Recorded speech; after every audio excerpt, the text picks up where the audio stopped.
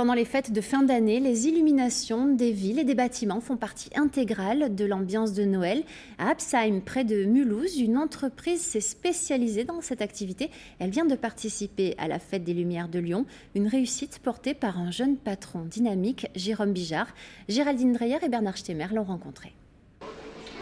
Mulhouse, la nuit en décembre, une atmosphère de fête à laquelle tout le monde aujourd'hui est habitué. Pourtant, l'idée d'éclairer les façades n'a pas toujours existé. Vas-y, lève un peu, nickel. Jérôme Bijard était tout jeune homme, 21 ans à peine, quand il a voulu monter sa boîte, avec pour première réalisation l'éclairage du marché de Noël à Mulhouse. Alors il a frappé à la porte de la mairie. Et puis à l'époque, l'adjoint Robert Kahn a dit banco, allons-y.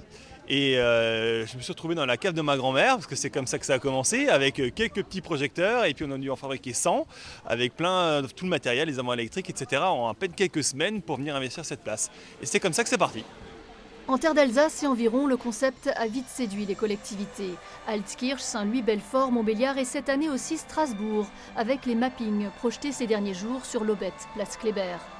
Les camions sont déjà de retour à l'entrepôt de TSE à Absheim, qui ne ressemble plus aujourd'hui à une cave de grand-mère. 12 salariés, 40 intermittents du spectacle travaillent ici pour une clientèle essentiellement locale.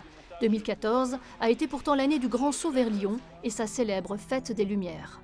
Ça faisait 1 ou 2 fois qu'on était sollicité en fait, pour participer à la Fête des Lumières, mais on ne se sentait pas prêt, pas forcément encore la taille, et puis toujours en fait, très happé par tout ce qu'on fait à cette partie de l'année Noël. Mais là, cette année, on s'est dit, on franchit le cap et on y va. Et ça, c'était une très belle expérience parce que là-bas, il y a plein de gens qui savent faire de très très belles choses et on a pu se confronter en fait à eux et c'était pour nous très enrichissant. Le savoir-faire alsacien a magnifié la place Bellecour pendant 4 jours. Belle vitrine extérieure pour TSE, qui tient cependant à garder son statut d'entreprise locale, heureuse de voir les collectivités continuer à soutenir la culture, même en contexte de crise.